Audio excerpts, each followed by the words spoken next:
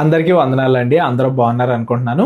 ప్రతి వారం కూడా కొత్త నిబంధనలో ఉన్న ముఖ్యమైన వ్యక్తులు వాళ్ళ జీవితాల నుండి మనం ఏమి నేర్చుకోవాలి ఇవన్నీ కూడా మనం చదువుకుంటూ వస్తున్నాం కదా. ఈ వారం మనం యేసుక్రీస్తు వారి 12 మంది శిష్యుల్లో అపోస్తుల్లో ఒకడైన ఆంద్రే జీవితం నుండి మనం ఏమి నేర్చుకోవచ్చు అనేవి మనం ఆలోచిద్దాం. ఈ ఆంద్రే ఎవరంటే పేతురు యొక్క సహోదరుడు. పేతురు ఆంద్రేయ వీళ్ళిద్దరు కూడా అన్నదమ్ములు. చాలామంది ఆంద్రేయని పేతురు యొక్క సహోదరుడైన ఆంద్రేయ అని కూడా పిలుస్తారు. కాకపోతే ఈ ఆంద్రేయకున్న ముఖ్యమైన విషయం ఏంటంటే అపోస్తులందరిలో ఆ 12 మందిలో కల్లా మొట్టమొదటగా యేసుక్రీస్తుని వెంబడించిన శిష్యుడు ఎవరంటే ఆంద్రేయ. ఒక రకంగా యేసుక్రీస్తు వారి శిష్యుల్లో మొట్టమొదటి శిష్యుడు అని మనం చెప్పొచ్చు. ఈ మొట్టమొదటి శిష్యుడైన ఆంద్రేయ జీవితం నుండి మనం ఏమి నేర్చుకోవాలి అనే మనం చదువుకుంటూ వెళ్దాం. ఈ ఆంద్రేయ జీవితం గురించి యోహాను సువార్త మొదటి అధ్యాయంలో మనం గమనించవచ్చు. అందరూ కూడా మీ చేతిలో ఉన్న బైబిల్స్ ఓపెన్ చేసినట్లయితే యోహాను సువార్త మొదటి అధ్యాయము 35వ వచనం. మరునాడు మరలా యోహానును అతని శిష్యుల్లో ఇద్దరును నిలుచుండగా అతడు నడుచుచున్న యేసు వైపు చూపి, ఇదిగో దేవుని గొర్రెపిల్ల అని చెప్పెను. అతడు చెప్పిన ఆ మాట ఆ ఇద్దరు శిష్యులు విని యేసును వెంబడించిరి. కేవలం ఈ 2 వచనాల నుండే ఆంద్రేయ జీవితం గురించి మనం చాలా తెలుసుకోవచ్చండి. మొట్టమొదటిగా ఆంద్రేయ జీవితం నుండి మనం నేర్చుకోవాల్సిన విషయం ఏంటంటే దేవుణ్ణి వెంబడించేవారిగా ఉండాలి. చిన్నతనం నుండే ఆ కాలంలో చాలా మంది మెస్సయ్య వస్తాడు అనే విషయాన్ని మర్చిపోయారు. ఎప్పుడో దావీదుకి కదా వాగ్దానం చేసింది. దావీదు దగ్గర నుండి ఇప్పటికీ 1000 సంవత్సరాలు అయిపోయింది, ఇంకా మెస్సయ్య వస్తాడా అని చెప్పి చాలా మంది అనుమాన పడుతున్న రోజులయ్యి. మనం ముందు వీడియోలో కూడా చూసాం, ఇదే సిరీస్లో చాలా వీడియోల్లో. బోధకులుగా ధర్మశాస్త్రాన్ని బోధించే యాజకులు పరిసయ్యులు వాళ్ళు కూడా మెస్సయ్య వస్తాడా లేదా అనే డౌట్తో ఉన్నారు. అయినా కానీ ఈ ఆంద్రేయ వృత్తి ఆ పని ఏంటంటే చేపలు పట్టుకోవడం, అంత పెద్ద ఆస్తిపరుడు కూడా కాదు. అయినా కానీ దేవుణ్ణి వెతికేవారిగా ఉన్నాడు. ఆ కాలంలో మెస్సయ్య వస్తాడు అనే విశ్వాసాన్ని కొనసాగించిన వాళ్ళు చాలా తక్కువ మంది. వాళ్ళల్లో కూడా ఈ ఆంద్రేయ ముఖ్యమైన వాడు. అంటే ఎప్పుడు కూడా దేవుడి మీద విశ్వాసం కలిగి ఏదో ఒక రోజు ఖచ్చితంగా మెస్సయ్య వస్తాడు అని చెప్పి ఎదురు చూసిన వ్యక్తి. బాప్తిస్మిచ్చే యోహానికి ముందుగా శిష్యుడు. యేసుక్రీస్తుకి శిష్యుడు అవ్వకముందు ఆంద్రేయ ఎవరి శిష్యుడు? బాప్తిస్మిచ్చే యోహాను యొక్క శిష్యుడు. బాప్తిస్మిచ్చే యోహాను ఏం చేశాడు? అదిగో యేసుక్రీస్తు గొర్రెపిల్ల, దేవుని గొర్రెపిల్ల, మెస్సయ్య ఆయనే అని చెప్పగానే యేసుక్రీస్తుని వెంబడించారంట. బాప్తిస్మిచ్చే యోహాను ఏమన్నా మెస్సయ్య? కాదు. బాప్తిస్మిచ్చే యోహాను ఏమన్నా పెద్ద ఆశ్చర్యకార్యాలు, అద్భుత కార్యాలు, స్వస్థకార్యాలు చేశాడు అన్నట్టుగా బైబిల్లో మనకి ఏమైనా ఉందా? లేదు. మరి బాప్తిస్మిచ్చే యోహాను ఎందుకు వెంబడించాడు? ఏదో ఒక రోజు దేవుడు వస్తాడు, మెస్సయ్య వస్తాడు, పాత నిబంధన ధర్మశాస్త్రం మొత్తం చెబుతుంది అన్నట్టుగా దేవుని కోసం కనిపెట్టుకుని చూసిన వ్యక్తి ఆంద్రేయ. యేసుప్రభు వచ్చినప్పుడు చూసుకుందాంలే, ఇజ్రాయెల్ని విడిపించినప్పుడు చూసుకుందాంలే అన్నట్టుగా వదిలేలా బాప్తిస్మిచ్చే యోహాన్ని వెంబడించిన వ్యక్తి. అంటే దేవుని కోసం ఎప్పుడు కూడా మనం ఎదురు చూస్తూ ఉండాలి. చుట్టుపక్కల లోకం ఎలా ఉన్నా కానీ మనం మాత్రం మంచిగా వాక్యానుసారంగా దేవుడు చెప్పిన మాటల ప్రకారంగా ఎప్పటికప్పుడు నడుచుకుంటా ఉండాలి అనేది ఆంద్రేయ జీవితం నుండి మనం నేర్చుకోవాల్సిన మొట్టమొదటి విషయం. ఇకపోతే ఆంద్రేయ జీవితం నుండి మనం నేర్చుకోవాల్సిన రెండో విషయం ఏంటంటే బోధకుడిగా ఎవరిని ఎంచుకున్నాడు? బాప్తిస్మిచ్చే యోహాన్ని ఎంచుకున్నాడు. బాప్తిస్మిచ్చే యోహాను ఏమన్నా అప్పట్లో యాజకుల్లాగా బాగా ఆస్తి కలిగిన వాడా? లేదే. బాప్తిస్మిచ్చే యోహాను ఏమన్నా బాగా స్వస్థతలు, అద్భుత కార్యాలు చేసినట్టుగా మనకు బైబిల్లో ఏమన్నా ఉందా? లేదే. పైరూపమే చాలా విచిత్రంగా ఉంది కదా బాప్తిస్మిచ్చే యోహాన్ది. ఒంటి చర్మం, బాగా జుట్టు పెంచుకోవడం, అడవుల్లో తిరగడం, అరణ్యాల్లో తిరగడం, ఆ మిడతలు వాటన్నిటిని కూడా తినడం, చూడడానికే కొంచెం విచిత్రంగా కనబడే వ్యక్తి బాప్తిస్మిచ్చే యోహాను. అలాంటి బాప్తిస్మిచ్చే యోహాన్ని వెంబడించాడు అంటే ఆ బాప్తిస్మిచ్చే యోహానికి శిష్యరికం చేస్తున్నాడంటే, తన గురువుగా, బోధకుడిగా అలాంటి వ్యక్తిని ఒకటి నెచ్చుకున్నాడంటే ఆంద్రేయ ఎటువంటి హృదయం కలిగిన వాడు, పైరూపాన్ని చూసేవాడు కాదు అనేది మనకు అర్థం అవ్వాలి. ఈరోజు చాలా మంది విశ్వాసులు ఏం చేస్తున్నారంటే బోధకులకి బాగా డబ్బు ఉందా, వాళ్ళ చర్చికి కొన్ని వేల మంది, లక్షల మంది వస్తున్నారా లేదా, వాళ్ళు ధనవంతులా కాదా, ఇలాగా వాళ్ళ పై రూపాన్ని చూస్తున్నారు. ఆంద్రేయ పై రూపాన్ని చూసే వ్యక్తి కాదు. వాళ్ళు ఏ వాక్యం చెబుతున్నారు, వాళ్ళు చెప్పే వాక్యం కరెక్ట్గా ఉందా లేదా. బాప్తిస్మిచ్చే యోహాను ఏం చెప్పేవాడు అప్పట్లో? ఇదిగో తప్పు చేయకండి, సొంకర్లారా మీరు ఎలా ఉండండి, సైనికులారా మీరు ఎలా ఉండండి, మారు మనసు పొందండి, మీ జీవితాన్ని మార్చుకోండి, పాపాన్ని వదిలిపెట్టండి, లేదంటే నరకానికి వెళ్ళిపోతారు అన్నట్టుగా చెప్పే వ్యక్తి, వాక్యాన్ని కరెక్ట్గా బోధించే వ్యక్తి బాప్తిస్మిచ్చే యోహాను. వాక్యం ఎవరు కరెక్ట్గా చెప్తున్నారా అని వాళ్ళని ఎంచుకున్నాడు ఆంద్రేయ. ఆ కాలంలో ఉన్న పరిసయ్యులు, యాజకులు, సద్దుకేలు వీళ్ళు మంచిగా చూడడానికి చాలా బాగా కనబడతారు, అందరినీ కొంచెం దూరంగా పెడతా ఉంటారు, ఏదో తామే పరిశుద్ధులు అన్నట్టుగా ఫీల్ అయిపోతూ ఉంటారు, ధనం కలిగి ఉంటారు, అట్లా ధర్మశాస్త్రాన్ని చేతిలో పెట్టుకుని బోధిస్తూ ఉంటారు సమాజ మందిరాల్లో.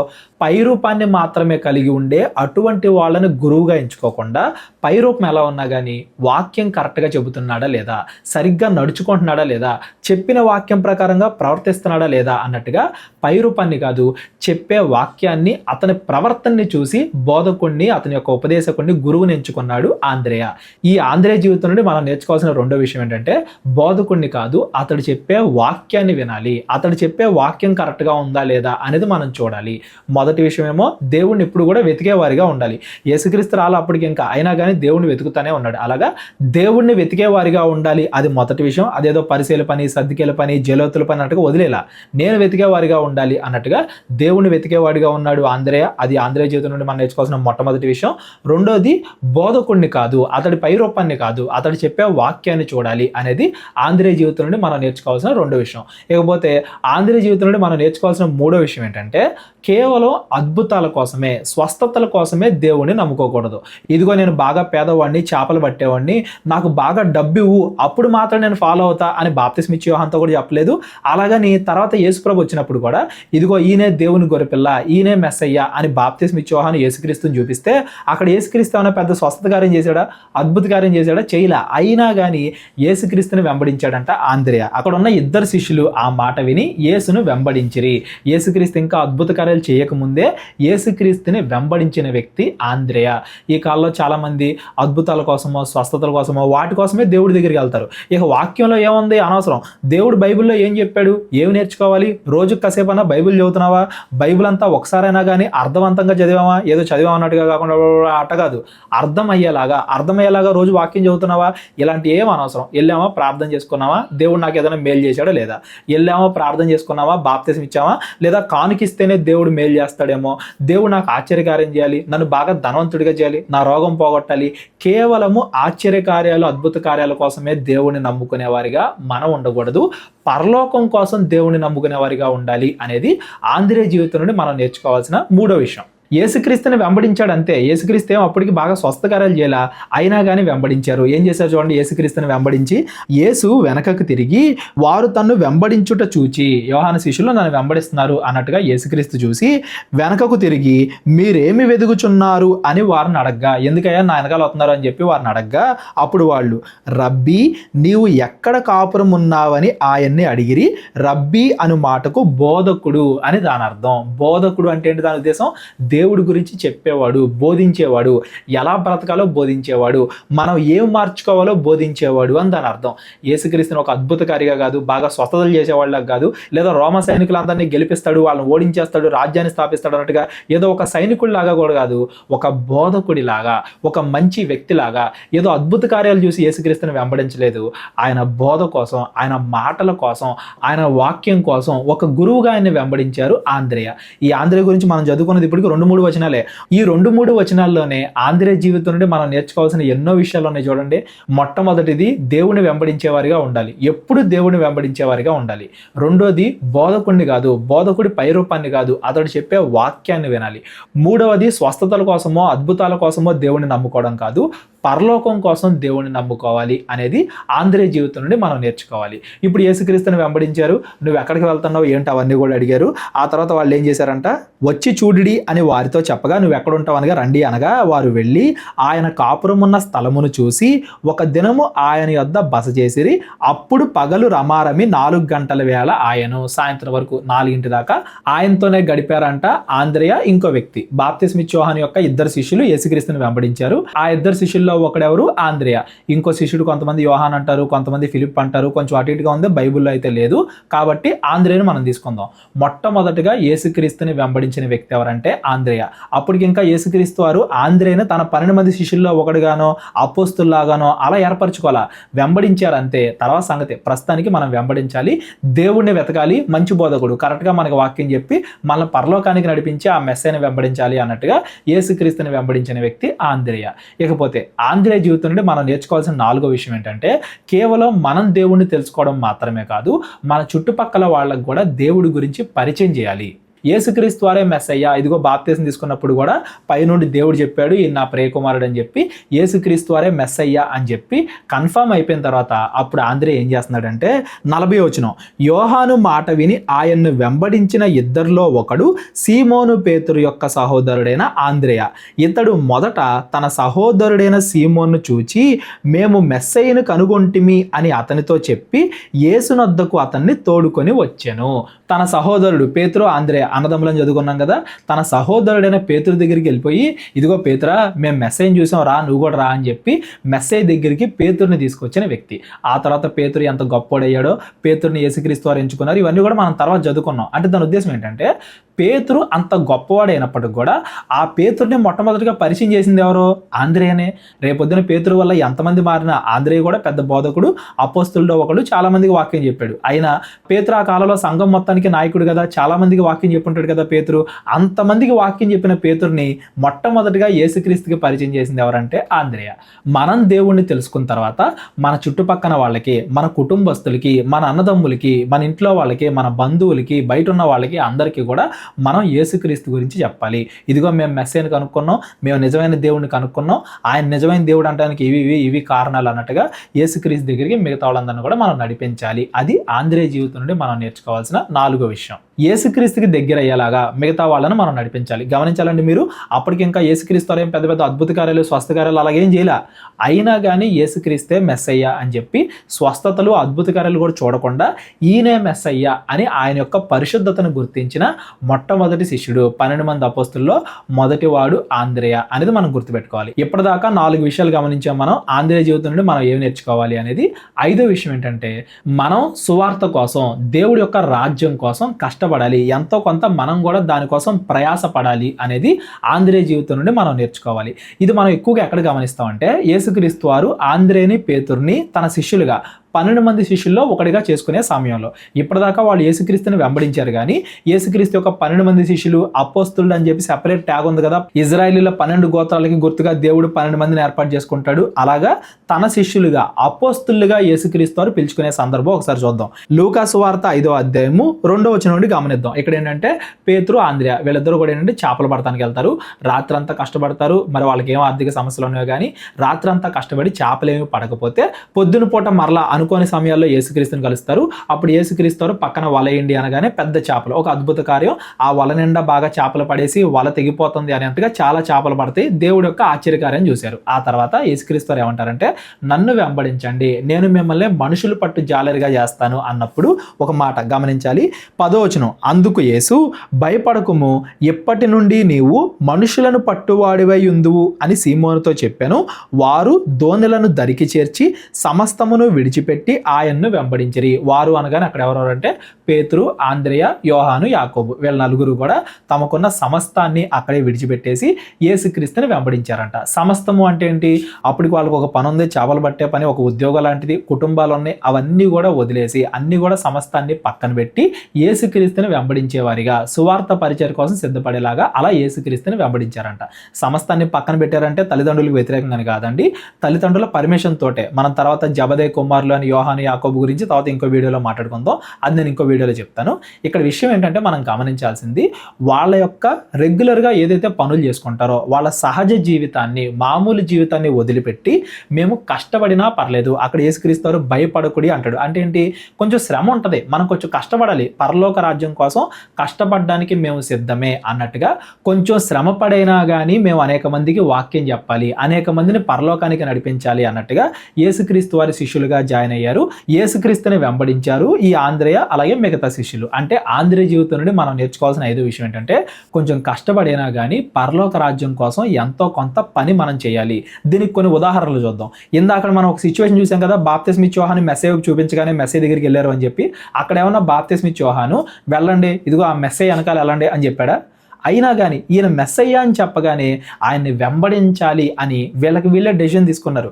వెనకాల ఎవరో తరిమి ఇదిగో అజ్జేయండి అని చెప్పి వెనకాల ఎవరో తరమాల్సిన పని లేదు. మనకి మనంగా ఇదిగో దేవుడి కోసం నేను ఒక అడుగు ముందుకేయాలి, దేవుడి కోసం ఒక అడుగు ముందుకేస్తున్నామంటే మన జీవితంలో ఎంతో కొంత మనం త్యాగం చేస్తున్నాము అని దాని అర్థం. అంతే కదా, ఎవరికైనా రోజులో 24 గంటలే ఉంటాయి కదా, ఒక గంట నేను దేవుడి కోసం కేటాయిస్తున్నాను అంటే లోకంలో చేసే అదేదో పని నేను ఆపుతున్నాను అని దాని అర్థం. లోకంలో చేసే పనులు కాసేపు ఆపైనా కానీ, కొంచెం కష్టపడినా శ్రమపడినా కానీ దేవుని కోసం నేను సమయాన్ని కేటాయించాలి అన్నట్టుగా తనకున్న సమస్తాన్ని విడిచిపెట్టి యేసుక్రీస్తుని వెంబడించిన వ్యక్తి ఆంద్రేయ. అలాగే ఇంకొక ఎగ్జాంపుల్ కూడా మనం చూద్దామండి. మీ అందరికీ తెలుసు, యేసుక్రీస్తు వారు 5 రొట్టెలు 2 చేపల్ని 5,000 మందికి పంచిన సందర్భం ఉంటుంది. ఇదే యోహాను సువార్త 6వ అధ్యాయం ఒకసారి మనం తీస్తే 8వ వచనం. ఇక్కడ సందర్భం ఏంటంటే అక్కడ చాలా మంది ఉన్నారు, యేసుక్రీస్తు యొక్క వాక్యం వింటా ఉన్నారు, ఆకలి దప్పులు ఏం పట్టించుకోకుండా వాక్యం వింటా వాళ్ళు ఉన్నారు. వీళ్ళందరికీ ఇప్పుడు పోషించాలంటే మన దగ్గర డబ్బులు లేవు. ఫిలిప్ కూడా అంటారు, ఇంత డబ్బులు కావాలి, అయినా కానీ ఇప్పుడు ఆహారం ఎక్కడి నుంచి తీసుకురావాలి, చుట్టుపక్కల ఎవరో కూడా అమ్మరు కదా ఆహారాన్ని కూడా, ఎక్కడికి వెళ్ళి ఆహారం తీసుకొచ్చి వీళ్ళందరినీ కూడా పోషించాలి అన్నట్టుగా అందరూ కన్ఫ్యూజన్లో ఉన్నప్పుడు ఆంద్రే ఒక పని చేస్తాడండి. ఆ పని నుండి ఈరోజు మనందరం కూడా చాలా గొప్ప విషయాలు నేర్చుకోవాలి. అందరూ కూడా చూడండి 8వ వచనం. ఆయన శిష్యుల్లో ఒకడు అనగా సీమోను పేతురు యొక్క సహోదరుడైన ఆంద్రేయ ఏం చేస్తున్నాడంట, ఇక్కడ ఉన్న ఒక చిన్నవాని యొద్ద 5 యవల రొట్టెలు 2 చిన్న చేపలు ఉన్నవి కానీ ఇంతమందికి ఇవి ఏమాత్రము అని ఆయనతో అడగ్గా ఏం చేస్తున్నాడంట, ఒక చిన్న పిల్లోని పట్టుకొచ్చాడు ఆంద్రేయ. ఒక చిన్న పిల్లోని పట్టుకొచ్చి ఈ చిన్న పిల్లోడి దగ్గర 5 రొట్టెలు 2 చిన్న చేపలు ఉన్నాయంట అని చెప్పాడు. మీరు గమనించండి, ఆ సమయంలో మీరు నేనైతే ఏం చేస్తాం, ఇవి ఏడ సరిపోతాయి, అందరికీ 5,000 మందికి సరిపోతాయి ఇవి అని చెప్పి మనం అసలు దాన్ని పట్టించుకోం. అయినా కానీ ఆంద్రే ఏం చేశాడు, వదిలిపెట్టల. ఎంతో కొంత 5,000 మందికి సరిపోవచ్చు, ఒక్కరికైనా సరిపోతాయిగా, ఒక్కళ్ళ కడిపైన ఇవి నింపుతాయి కదా అన్నట్టుగా ఆంద్రే ఆ చిన్నవాడిని తీసుకొచ్చి ఇదిగో ఇవే ఉన్నాయి, ఇవి అందరికీ సరిపోకపోవచ్చు, అందరికీ కడుపు నింపకపోవచ్చు, కానీ ఇవే ఉన్నాయి మా దగ్గర అని చెప్పి ఆ చిన్నవాడిని ఆంద్రే తీసుకొచ్చి యేసుక్రీస్తు దగ్గర పెడతారు. దీన్ని బట్టి మనం ఏం గమనించాలంటే ఒక్కోసారి మన ముందున్న చాలా అసాధ్యమైన అని మనం అనిపించవచ్చు, అవన్నీ కూడా పక్కన పెట్టండి. మనం ఎంతవరకు చేయాలో అంతవరకు మనం చేయాలి, ఎంతవరకు ప్రయత్నించాలో అంతవరకు మనం ప్రయత్నించాలి. మిగతా దేవుడు చూసుకుంటాడు. అక్కడ యేసుక్రీస్తు వారు ఏం చేశారు, ఆ 5 రొట్టెల్ని 2 చేపల్ని కొన్ని వేల మందికి 5,000 మందికి పంచారు కదా, అంతగానే ఎక్కువ మందికే పంచారా లేదా? మనం మొట్టమొదటిగా మనం ఎంత చేయగలం అంతే చేయాలి, మిగిలింది దేవుడికి వదిలేయాలి, ఆయన చూసుకుంటాడు. మనం చేయగలిగింది కూడా ఇది ఎందుకులే, ఏం సరిపోదు, ఇప్పుడు 5,000 మంది ఉన్నారు, ఈ కొంచెం ఏం సరిపోద్ది అని చెప్పి మనం చేయాల్సింది కూడా మనం ఆపేయకూడదు. ఈ కాలంలో క్రైస్తవులు చాలా మంది ఉంటారు, క్రైస్తవం మొత్తం పాడైపోతుందండి, అంతమందిని మేము ఎక్కడ బాగు చేయగలమండి, ఎవరో వాక్యం చదవట్లేదండి, బైబిల్లో ఉన్న దాని ప్రకారంగా పాస్టర్లు నడుచుకోవట్లేదండి, ఇలాంటి 100 చెప్తారు. మరి అంతా చేయలేకపోతున్నావు, నువ్వు ఒక్కడన్నా మార్చావా, ఒక్కడన్నా దేవుడి దగ్గర చేర్చగలిగావా, ఒక్కడి ద్వారా బైబిల్ చదివా నువ్వు చేయగలిగావా అంటే మనం అంతమందిని మార్చలేకపోవచ్చు, ఒక్కనైనా మనం మార్చగలం కదా, ఒక్క పనైనా కానీ మనం చేయాలి. అంత పెద్ద దాంట్లో ఇది చిన్నది అయి ఉండొచ్చు, కానీ అదైనా మనం చేయాలి, మిగిలింది దేవుడు చూసుకుంటాడు. ఆంద్రే జీవితం నుండి మనం అది నేర్చుకోవాలి. 5,000 మందికి సరిపోయే ఆహారం లేకపోవచ్చు, ఒక్కళ్ళ కడుపైనా నింపేలాగా ఆ చిన్నవాడిని తీసుకొచ్చి ఈ చిన్నవాడి దగ్గర ఇవి ఉన్నాయి, ఈ చిన్నవాడి వేస్తా అంటున్నాడు అన్నట్టుగా యేసుక్రీస్తు దగ్గర పెట్టాడు. అదే నువ్వు నేను అయితే ఏం సరిపోతాయి నువ్వు వెనక్కి తిరిగి వెళ్ళిపోన్నట్టుగా వెనక్కి పంపించేసేవాళ్ళం. ఆంద్రే కాబట్టి అది తీసుకొచ్చి ముందు పెట్టాడు. మనం చేయగలిగింది చిన్నదే అయినా కానీ మనం దాన్ని చేయాలి, వెనక్కి తీయకుండా కొంచెమైనా కానీ మనం చేయగలగాలి. ఇలాంటి ఎగ్జాంపుల్ యేసుక్రీస్తు వారు చాలా చెప్తారు. మనం చేయగలిగిన దాంట్లో మనం ప్రయత్నించాలి. వేరే వాళ్ళకి సువార్త ప్రకటించడానికో, వేరే వాళ్ళని దేవుడి దగ్గర తీసుకురావడానికో, సువార్త పరిచర్యకో మీరు వెళ్ళి ఒక్కళ్ళకైనా వాక్యం చెప్పండి చాలు, ఒక్కలైనా మీ ద్వారా దేవునిలోకి వస్తే చాలు, ఒక్కలైనా మీ ద్వారా బైబిల్ చదువుకుంటే చాలు, మిగతా వాళ్ళందరినీ మార్చే పని దేవుడు చూసుకుంటాడు. ఆ ఒక్కదాన్ని 5,000 ఏంటి 10,000 ఏంటి అంతకన్నా డబుల్ త్రిబుల్ చేసే ఆ పని దేవుడు చూసుకుంటాడు. మనం చేయగలిగిన దాంట్లో మనం చేస్తున్నామా, లేదు ఇది చేసినా వేస్టే కదా అని చెప్పి మనం దాన్ని పక్కకి నెట్టేస్తున్నామా అనేది మనం గమనించాలి. ఇది కేవలం సువార్త ప్రకటన గురించే కాదండి, మన జీవితంలో అయినా కానీ మనం 10 తప్పులు చేస్తున్నాం, ఒకటైనా మార్చుకోవాలి. 10 మార్చుకోవాలంటే కుదరపోవచ్చు, కానీ 10 మార్చుకోవాలండి. ఒకటేసారి అవ్వకపోవచ్చు, ఒకదాని తర్వాత ఒకటైనా చేసుకుంటూ వెళ్ళాలి. ఒకటి మార్చగలవా, ఒకటే మార్చుకో, ఆ తర్వాత ఇంకోటి, ఆ తర్వాత ఇంకోటి, ఒకటన్నా మొదలు పెట్టాలి కదా ముందు. మిగతాన్ని నేను తప్పులు చేస్తున్నాను కదా అంటే కొంతమంది చర్చికి రావడం మానేస్తారు. నేను ఆ తప్పు చేస్తున్నాను, ఈ తప్పు చేస్తున్నాను, ఇంకా బాప్తిసం ఏం తీసుకోవాలి, నేను ఆ తప్పు చేస్తున్నాను, ఈ తప్పు చేస్తున్నాను, ఇంకా ఏ మొహం పెట్టుకుని చర్చికి రావాలి, నేను ఆ తప్పు చేస్తున్నాను, ఈ తప్పు చేస్తున్నాను, ఏ మొహం పెట్టుకుని వాక్యం చదువుకోవాలి, ఇలా ఆలోచిస్తూ ఉంటారు. అలా మనం ఆలోచించకూడదు. మనం చేయగలిగేది ఒక్క పనైనా కానీ దాన్ని చేయాలి, దాన్ని మల్టిప్లై చేసే బాధ్యత. నువ్వు చేసింది 2 అయినా కానీ దాన్ని 5,000 చేసే బాధ్యత, దాన్ని మల్టిప్లై కొన్ని వేలు లక్షలుగా మార్చే బాధ్యత దేవుడు తీసుకుంటాడు. డబ్బుల గురించి కాదండి, ఇది మన ఆత్మీయ జీవితం గురించి. మనం చేసేది కొద్దిగా అయినా కానీ దాన్ని వెనకడుగు వేయకుండా ఖచ్చితంగా చెయ్యాలి అనేది ఆంద్రే జీవితం నుండి మనం నేర్చుకోవాలి. అక్కడ గమనించాం, యేసుక్రీస్తు అనగానే ఈయన మెస్సయ్య అనగానే ఆయన వెంబడించుకుంటూ వెళ్ళిపోయారు. వెనకాల ఎవరో నడుం తట్టి ఇదిగో నువ్వు ఖచ్చితంగా వెంబడించాలన్నట్టుగా ఎవరో బలవంతం బలవంతం చేయాల. ఆంద్రేయ తనకు తానుగా యేసుక్రీస్తుని వెళ్ళి వెంబడించాడు. తనకు తానుగా పేతురుని తీసుకొచ్చి నిల్చోబెట్టాడు. తనకు తానుగా వెళ్ళి 5 రొట్టెలు 2 చేపలు ఉన్న ఆ చిన్న బాలుని తీసుకొచ్చి యేసుక్రీస్తు దగ్గర పెట్టారు. ఎవరో బలవంతం చేస్తే మనం దేవునిలో ఉండడం కాదు, ఎవరో బలవంతం చేస్తే మనం దేవుని పని చేయడం కాదు. మనకి మనంగా ఎంతో కొంత ముందడుగు మనం వేయాలి. మనకి మనంగా కొంచెం శ్రమ పడినా పర్లేదు అన్నట్టుగా మనం దేవుడి సువార్త కోసం పనిచేయాలి అనేది ఆంద్రేయ జీవితం నుండి మనందరం కూడా నేర్చుకోవాలి. ఇకపోతే 6వ విషయం ఏంటంటే, ఆంద్రేయకి ఎక్కడా కూడా గర్వం లేదు. నేనే అందరికన్నా గొప్పవాడిగా ఉండాలి అనే గర్వం లేదు. ఈ మాట మనం ఎలా గమనించవచ్చు అంటే, బైబిల్లో సువార్తల్లో ముఖ్యంగా ఈ 12 మంది అపోస్తులు కాకుండా యేసుక్రీస్తు వారికి అతి దగ్గరికి కనబడే 3 శిష్యులు కనబడతారు. పేతురు, యోహాను, యాకోబు. యేసుక్రీస్తు వారు ఏ పని చేసినా కానీ ఈ 3 శిష్యులు అందులో ఉంటారు. అందులో పేతురు ఎవరు? ఆంద్రేయ యొక్క సహోదరుడు. అరే, నేను పరిచయం చేసిన నా సహోదరుడు, ఒకవేళ నేను తీసుకురాకపోతే అసలు పేతురికి మెస్సయ్య ఎవరో కూడా తెలిసేది కాదు. అలాంటి పేతుర్ని నాకంటే గొప్పగా చూస్తాడు దేవుడు. అలాంటి పేతుర్ని శిష్యులందరికీ కూడా అధికారిగా నుంచోబెడతాడు దేవుడు. రాయి అంటాడు సంఘానికి అన్నట్టుగా. ఎక్కడ కూడా గర్వం చూపించినట్టు కనపడలేదే మనకు ఆంద్రేయ. నేను వాళ్ళ 3లో ఉండాలి, అందరికన్నా నేను గొప్పగా ఉండాలి అన్నట్టుగా. ఆఖరికి యోహాను, యాకోబు వీళ్ళు కూడా వెళ్ళి యేసుక్రీస్తుని, ప్రభువా మేము మీ పక్కన ఉంటాం, పరలోకంలో నాకు ఇటువైపు కుడివైపు ఒకళ్ళు ఎడమవైపు ఒకళ్ళు అలా పెట్టుకున్నట్టుగా అడుగుతారు. కానీ శిష్యుల్లో చాలా మంది మేము గొప్పవాళ్ళుగా ఉండాలి, మేము గొప్పవాళ్ళుగా ఉండాలి అన్నట్టుగా కొంచెం గొడవలు పడినట్టుగా మనకి బైబిల్లో కనపడింది. కానీ అవి కూడా మనం చూద్దాం. మిగతా శిష్యుల గురించి ఆలోచించేటప్పుడు అవి కూడా చూద్దాం. ఆంద్రేయలో మనకు అలాంటి లక్షణాలు ఎక్కడ కూడా కనబడవు. నేను గొప్పగా ఉండాలి, అందరికన్నా నేనే గొప్పవాడిని అన్నట్టుగా ఆంద్రేయలో అలాంటి లక్షణాలు మనం ఎక్కడ కూడా గమనించాం. పైగా వీళ్ళతో పాటు వెళ్ళి వాళ్ళు ఎప్పుడు డౌట్లు అడుగుతున్నా వాళ్ళతో పాటు వెళ్ళి కూర్చుంటాడు. వాళ్ళు ఎప్పుడు ఏం అడుగుతున్నా వెళ్ళి కూర్చుంటాడు. వాక్యంలో నాకు ఏదైనా సందేహం ఉందంటే మాత్రం వెళ్ళి, ప్రభువా నాకు ఇది అర్థం కాలేదు ప్రభువా. చాలా మంది అనుకుంటారు పేతురు మాత్రమే వెళ్ళి అడిగాడు అనుకుంటారు ఏదన్నా అర్థం కాకపోతే. ఆంద్రేయ కూడా అడిగాడు. ఒకసారి చూడండి, మార్కు సువార్త 13వ అధ్యాయము 2వ వచనం. అందుకు యేసు, ఈ గొప్ప కట్టడములు చూచున్నారే, రాతి మీద రాయి ఒకటైనను ఇక్కడ నిలిచి ఉండక పడదోయబడును అని అతనితో చెప్పాను. యేసుక్రీస్తు వారు ఈ మాట చెప్పిన తర్వాత 3వ వచనం, ఆయన దేవాలయం ఎదుట ఒలీవల కొండ మీద కూర్చొని ఉండగా పేతురు, యాకోబు, యోహాను, ఆంద్రేయ అనువారు ఆయన్ని చూసి. అందులో ఆంద్రేయ ఉన్నాడు చూడండి. పేతురు, యోహాను, యాకోబు అంటే ఎక్కడైనా కనబడతారు. ఇక్కడేమో ఆంద్రేయ కూడా కనబడుతున్నాడు. కనబడి, ఇవి ఎప్పుడు జరుగును, ఇవన్నీ నెరవేరబోవు కాలమునకు ఏ గుర్తు కలుగును, అది మాతో చెప్పుమని ఆయన్ను ఏకాంతముగా అడిగాను. ఇది ఎప్పుడంటే యేసుక్రీస్తు వారు రాకడ ఎప్పుడు జరిగిద్ది, దానికి సూచనలు ఏంటి, భూకంపాలు, సునాములు ఇవన్నీ కూడా రాకడికి సూచనలు. ఈ ప్రపంచం అంతమైపోవడం, యేసుక్రీస్తు రెండో రాకడ, దాని గురించి మాట్లాడే సందర్భం వాళ్ళకి అర్థం కాల. ఇదేంటి దేవాలయం కూలిపోవడం ఏంటి, యెరూషలేము దేవాలయం కూలిపోవడం ఏంటి అని చెప్పి వాళ్ళకి అర్థం కాల. దాన్ని అడగడానికి యేసుక్రీస్తు దగ్గరికి వెళ్ళారు. మళ్ళీ వెంటనే అడగల. యేసుక్రీస్తు వారు ఎప్పుడు ఏకాంతంగా కూర్చున్నారు, ఎప్పుడు అడగొచ్చు, సమయం ఎప్పుడుందో అన్ని చూసుకుని అప్పుడు వెళ్ళి అడిగారు. అంటే ఆంధ్రలో మనం గమనించాల్సిన ఒక విషయం ఏంటంటే, మనకు ఒకవేళ వాక్యం అర్థం కాలేదనుకోండి, ఎప్పటికప్పుడు వెళ్ళాలి దేవుడి దగ్గరికి, వెళ్ళి అడగాలి. ఆ బోధకులు ఎవరైతే ఉంటారో, మన పాస్టర్లు, వాక్యం వినేవాళ్ళు, వాళ్ళ దగ్గరికి వెళ్ళి మాకు ఇది అర్థం కావట్లా అని చెప్పి అడిగి నేర్చుకోవాలి. అర్థం కాలేదని వదిలేయకూడదు. మరి చాలా మంది క్రైస్తవులు ఏం చేస్తారంటే, బైబిల్ ఏదన్నా అర్థం కాకపోతే వదిలేస్తారు. ఆ తర్వాత ఎప్పటికప్పుడు చూద్దాంలే, ఇదేం మనకు అంత అవసరం లేదు కదా అన్నట్టు వదిలేస్తారు. మనం అలా వదిలేయకూడదు. దేవుడి గురించిన ఏ మాట అయినా, బైబిల్లో రాసిన ఏ మాట అయినా మనకు అర్థం కాకపోతే వెంటనే సమాధానాన్ని వెతికే వ్యక్తులుగా మనం ఉండాలి. అది ఆంద్రేయ జీవితం నుండి మనం గమనించాలి. ఆంద్రేయ ఎక్కడ కూడా గర్వాన్ని చూపించలా, నేను గొప్పవాడై ఉండాలి అది ఇదేం చూపించలా. అలాగని ప్రతిదాన్ని నెగ్లెక్ట్ కూడా చేయాల. ఎక్కడైతే అవసరమో అక్కడ వెళ్ళి అడిగాడు దేవుణ్ణి, నాకు ఇది అర్థం కావట్లా, ఇది చెప్పు, ఇది నేర్చుకోవాలనుకుంటున్నా ఇది చెప్పు అన్నట్టుగా యేసుక్రీస్తు వారిని వెళ్ళి అడిగాడు. వాక్యం మీద మంచి అవగాహన కలిగి ఉన్నాడు.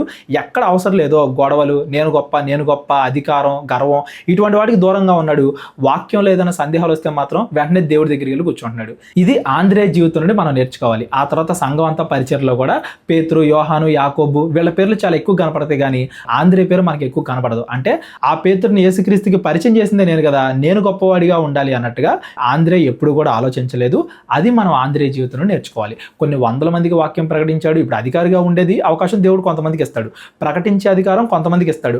ఆ అధికారిగా తయారయ్యే వాళ్ళనే నువ్వు దేవుడి దగ్గరికి తీసుకొచ్చే అవకాశం కొంతమందికి ఇస్తాడు. ఏమో మనం ఒకళ్ళ వాక్యం చెప్తామేమో, వాళ్ళు రేపొద్దున లక్షల మందికి వాక్యం చెప్తారేమో, మనం లక్షల మందికి చెప్పలేకపోవచ్చు. మనం ఒక్కళ్ళకి చెబితే వాళ్ళు రేపొద్దున లక్షల మందికి వాక్యం చెప్తారేమో. మన పని ఏంటి, దేవుడు మనకి ఏ బాధ్యత అప్పగించాడు, మనం చేసేది ఒక్కటైనా కానీ వెనకడుగు వేయకుండా దాన్ని మనం చేస్తున్నామా లేదా అనేది ఆంద్రేయ జీవితం నుండి మనం గమనించాలి. బైబిల్లో ఆంద్రేయ తర్వాత జీవితం, యేసుక్రీస్తు వారు చనిపోయి తిరిగి లేచి పరలోకానికి వెళ్ళిపోయిన తర్వాత ఆంద్రేయ లైఫ్లో ఏం జరిగింది అనేది బైబిల్లో రాయబడలేదు. కానీ చరిత్ర ప్రకారంగా మన పాతకాలం క్రైస్తవులు ఏమి నమ్మేవాళ్ళు అంటే, ఆంద్రేయ తర్వాత గ్రీస్ దేశానికి వెళ్ళి 12 మంది అపోస్తులు అందరూ చాలా ప్రాంతాలకు వెళ్ళిపోయారు కదా సువార్త ప్రకటించడానికి. అలా ప్రాంతాలకు వెళ్ళిపోయినప్పుడు ఆంద్రేయ గ్రీస్ దేశానికి వెళ్ళి అక్కడ వాక్యం ప్రకటించాడు. కొంతకాలం తర్వాత అక్కడ అతను సిలువేశారు, చంపేశారు, సువార్త పరిచయలో చనిపోయాడు అన్నట్టుగా మన క్రైస్తవులు నమ్ముతారు. అదైనా జరిగి ఉండొచ్చు, ఏదైనా జరిగి ఉండొచ్చు. కానీ దేవుడి కోసం తన ప్రాణాలు అర్పించిన వ్యక్తి ఆంద్రేయ అనేది మాత్రం సత్యం అనేది మాత్రం మనం గమనించాలి. ఆంధ్రేలాగా మనం ప్రాణాలు అర్పించడమో, ఆంధ్రేలాగా మన జీవితం మొత్తాన్ని సమస్తాన్ని విడిచిపెట్టి దేవుణ్ణి వెంబడించడమో అలాంటివి మనం చేయలేకపోవచ్చు, కానీ మనం చేయగలిగిన దాంట్లో అన్నా మనం చేయాలి. 5 రొట్టెలు 2 చేపలు తీసుకొచ్చాడు కదా, మనం ఎంతవరకు చేయగలమో అంతవరకు మనం చేయాలి. మిగిలింది మన ద్వారా దేవుడే చేయించుకుంటాడు. నువ్వు కొంత తీసుకొచ్చినా, నువ్వు కొంత పని చేసినా, నువ్వు కొంతవరకే ప్రయత్నించినా దాన్ని మల్టిప్లై చేసేది వేలుగా లక్షలుగా మార్చే పని దేవుడు తీసుకుంటాడు. మనం చేయగలిగిన దాంట్లో మనం చేయాలి. దేవుడి కోసం ఎంతో కొంత ప్రయాస పడాలి. మన మామూలు జీవితాన్ని కాసేపు పక్కన పెట్టి దేవుడి కోసం ఎంతో కొంత సమయాన్ని కేటాయించాలి. ఆంధ్రేలాగా ఎక్కువ కేటాయించలేకపోయినా, ఆంధ్రేలాగా తన ప్రాణాన్ని అర్పించాడు దేవుడి కోసం, అంత స్టేజ్ కాకపోయినా మనం చేయగలిగిందన్నా కానీ దేవుడి కోసం మనం ఖచ్చితంగా చేయాలి అనేది ఈ ఆంధ్రేయ జీవితం నుండి మనం గమనించాలి. ఇకపోతే ఆంధ్రేయ జీవితం నుండి మనం నేర్చుకోవాల్సిన ఆఖరి విషయం ఏంటంటే, మనం తారతమ్యాలు, మా మతం మా కులం అన్నట్టుగా మనం ఆ బౌండరీస్, ఆ తారతమ్యాలు, ఆ భేదాలు చూపించకూడదు అనేది మనం గమనించాలి. ఈ వచనం చదువుకుని ముగించుకుందామండి. అందరూ కూడా బైబిల్ ఓపెన్ చేసినట్లయితే యోహాను సువార్త 12వ అధ్యాయము 20వ వచనం. ఆ పండగలో ఆరాధించుటకు వచ్చిన వారిలో కొందరు గ్రీసు దేశస్థులు ఉండిరి. వారు గలిలయలోని బేత్సైదా వాడైన ఫిలిప్పునొద్దకు వచ్చి, అయ్యా మేము యేసును చూడగోరుచున్నాము అని అతనితో చెప్పగా, ఫిలిప్పు వచ్చి ఆంద్రేయతో చెప్పాను. ఆంద్రేయ ఫిలిప్పు వచ్చి యేసుతో చెప్పిరి. వచ్చింది ఎవరు? గ్రీసు దేశస్థులు, ఇజ్రాయేలీలు కాదు. ఇక్కడ మనం గమనించాల్సింది ఏంటంటే, ఆ కాలంలో మేము ఇజ్రాయేలీలమి, మేము సమరయులమి, మేము రోమీలమి అన్నట్టుగా భేదాలు చాలా ఉండేవి. మేము ఈ గోత్రం ఆ గోత్రం అని కూడా భేదాలు చాలా ఉండేవి. ఈ కాలంలో కులాలు మతాలను కొట్టుకుంటారు కదా, మేము మాదిగోళ్ళం, మేము మాలోళ్ళం, మేము రాజులం, మేము రెడ్లు అన్నట్టు కొట్టుకుంటారు కదా, అలాగే ఆ కాలంలో వేరే ఉండేవి. అయినా కానీ అలాంటి భేదాలన్నింటినీ కూడా పక్కన పెట్టి దేవుడు యేసుక్రీస్తు అనే వ్యక్తి ఎవరో ఒక జనాంగం కోసం రాలా, ఇజ్రాయెల్ కోసం అన్నట్టు, గ్రీకులు అన్నట్టు, రోమీలు అన్నట్టు ఎవరో ఒకళ్ళ కోసం రాలా. దేవుడు ప్రపంచంలో ఉన్న ప్రతి ఒక్కళ్ళ కోసం వచ్చాడు అనేది మనం గమనించాలి. అసలు యేసుక్రీస్తుని మెస్సయ్యగా చాలా మంది ఎందుకు అంగీకరించలేదంటే, ఆ కాలంలో యేసుక్రీస్తు వారు అందరూ వెళ్తారు పరలోకానికి, ఎవరు మారు మనసు పొందినా వెళ్తారు పరలోకానికి అని చెప్పాడు. ఆ కాలంలో కొంతమంది ఏమనుకునేవాళ్ళు, ఇజ్రాయేలీని రక్షించాలి దేవుడు, ఇజ్రాయేల్ కోసమే దేవుడు రావాలన్నట్టుగా కొంతమంది ఉండేవాళ్ళు. అందుకే యేసుక్రీస్తుని మెస్సయ్యగా ఆ కాలంలో కొంతమంది యాక్సెప్ట్ చేయాల. ఆయన చనిపోయి తిరిగి లేచిన తర్వాత నమ్మారు అనుకోండి, అది వేరే విషయం. ముందెందుకు వాళ్ళు నమ్మలేదంటే, మెస్సయ్య అనగానే రోమీలందరినీ కూడా అంతం చేయాలి, కేవలం ఇజ్రాయేలీలు మాత్రమే గొప్ప చేయాలి, ఇజ్రాయెల్ దేశం మాత్రమే ఒక దేశంగా చేయాలి, అలా ఊహించుకునేవాళ్ళు. కానీ ఆంద్రేయ అర్థం చేసుకున్నాడు, యేసుక్రీస్తు వారి శిష్యులు అర్థం చేసుకున్నారు. ఏమని? యేసుక్రీస్తు వారు కేవలం ఇజ్రాయెల్ కోసం వచ్చిన వ్యక్తి కాదు, ప్రపంచం మొత్తం కోసం వచ్చిన వ్యక్తి. వాళ్ళు ఏ దేశం వాళ్ళైనా, ఏ మతం వాళ్ళైనా, ఏ కులం వాళ్ళైనా కానీ అందరికీ కూడా యేసుక్రీస్తులో రక్షణ ఉంది. ఆ గ్రీస్ దేశస్తులా మీరు ఇజ్రాయెల్ కాదు, అయినా కానీ రండి, ఇదిగో యేసుక్రీస్తుతో మాట్లాడే అన్నట్టుగా మిగతా వాళ్ళని, అన్ని జనాలని కూడా యేసుక్రీస్తు దగ్గరికి నడిపించిన వ్యక్తి ఆంద్రేయ. మొదటగా తన సహోదరుని నడిపించాడు, ఆ తర్వాత చాలా మందికి వాక్యం చెప్పాడు ఇజ్రాయెల్కి. ఆ తర్వాత గ్రీస్ దేశస్తులు కూడా, అన్యులు కూడా, వీళ్ళు కూడా యేసుక్రీస్తు దగ్గరికి వచ్చేలాగా ఆంద్రేయ నడిపించాడు. ఇది ఆంద్రేయ దగ్గర నుండి మనం నేర్చుకోవాలి. కులాలు మతాలు అన్నట్టుగా ఈ కాలంలో మనం భేదాలు చూపించకూడదు. పెళ్ళిళ్ళ దగ్గర కానీ మా కులం వాళ్ళే కావాలండి, ఈ ప్రాంతం వాళ్ళే కావాలండి, ఇలాగే ఉండాలండి, ఇంత ఆస్తే ఉండాలండి, అంత ఆస్తే ఉండాలండి అన్నట్టుగా భేదాలు మనం చూపించకూడదు. ఆత్మీయ స్థితిని మాత్రమే చూడాలి. వాళ్ళు దేవుడిని వెతికేవారిగా ఉన్నారా లేదా అది మాత్రమే మనం చూడాలి. వాళ్ళకి పరిచయం చేయాలి యేసుక్రీస్తుని అనేది మనం గుర్తుపెట్టుకోవాలి. ఈరోజు చదువుకున్న 7 విషయాలు ఆంద్రేయ గురించి. మొదటిది, దేవుడిని వెతికేవారిగా మనం ఉండాలి. 2, బోధకుల పైరూపాన్ని చూడకూడదు, వాళ్ళు చెప్పే వాక్యాన్ని చూడాలి. 3, అద్భుతాల కోసమో స్వస్థతల కోసమో యేసుక్రీస్తుని నమ్ముకోవడం కాదు, పరలోకం కోసం యేసుక్రీస్తుని నమ్ముకోవాలి. 4, అందరినీ, మన సహోదరులని, మన బంధువుల్ని, తెలిసిన వాళ్ళని, తెలియని వాళ్ళని అందరినీ కూడా యేసుక్రీస్తు దగ్గరికి నడిపించే వ్యక్తులుగా, సువార్త ప్రకటించే వ్యక్తులుగా మనం ఉండాలి అనేది 4వ విషయం. దేవుడి కోసం మనం కష్టపడే వారిగా ఉండాలి. ఎవరో మనల్ని వెనకాల నుండి బలవంతం చేయాల్సిన అవసరం లేదు. మనకు మనంగా దేవుడి కోసం ఒక ముందడుగు వేసే వ్యక్తిలాగా, దేవుడి కోసం ఏదోటి పరిచయం చేసే వ్యక్తులుగా, మన సామాన్య జీవితాన్ని, మామూలు లోకానుసారమైన జీవితాన్ని కాసేపు పక్కన పెట్టి దేవుడి కోసం మనం కష్టపడే వ్యక్తులుగా ఉండాలి అనేది ఒకటి గమనించాలి. 6వ విషయం, గర్వం లేకుండా, అధికారం కావాలి అది ఇది అన్నట్టుగా గర్వం లేకుండా మనం ఉండాలి. ఎదుటి వాళ్ళని చూసి కుళ్ళుకోకుండా తగ్గింపబడే స్వభావాన్ని కలిగి ఉండాలి అనేది 6వది. అందరినీ ఒకే రకంగా, ఆ దేశం ఈ దేశం కులమతాలు అనే భేదాలు లేకుండా అందరినీ కూడా యేసుక్రీస్తులో సమానంగా చూసే వ్యక్తులుగా మనం ఉండాలి అనేది. ఈ విషయాలన్నీ కూడా ఆంద్రేయ నుండి, 12 మంది అపోస్తుల్లో ఒకడైన, యేసుక్రీస్తు వారి శిష్యుల్లో ఒకడైన ఆంద్రేయ జీవితం నుండి మనం నేర్చుకోవాలి. ఇవన్నీ ఉన్నాయి కాబట్టే ఆంద్రేయని దేవుడు తన శిష్యుడిగా 12 మందిలో ఒకడిగా ఎంచుకున్నాడు. ఇంకా ఆంద్రేయ ఎన్నో స్వస్థ కార్యాలు, అద్భుత కార్యాలు, ఎంతమందికి సువార్తను ప్రకటించడం ఎన్నో చేశాడు ఆంద్రేయ. అవన్నీ కూడా మాట్లాడుకుంటే మనకి సమయం సరిపోదు. ముఖ్యమైన విషయాలు ఆంద్రేయ జీవితం నుండి మనం ఏమి నేర్చుకోవాలి అనేది మనం ఈరోజు మాట్లాడుకున్నాం. మీ అందరూ కూడా గుర్తున్నాయి అనుకుంటున్నాను. ఇవన్నీ కేవలం వినడం మాత్రమే కాదు, వాటిని మన జీవితంలో మనం పాటించాలి కూడా. ఈరోజు చెప్పినట్లు ఎవరికైనా ఏమైనా అర్థం కాకపోతే డిస్క్రిప్షన్లో నా నెంబర్ ఉంటుంది, కాల్ కానీ వాట్సాప్ కానీ చేయండి. ప్రార్థన చేసుకుందాం. కళ్ళు మూసుకున్నట్లయితే ప్రార్థన. మహోన్నతుడు మహిమకు పాత్రుడైన మా ప్రియ పరలోకపు తండ్రి, కృతజ్ఞతలు దేవా.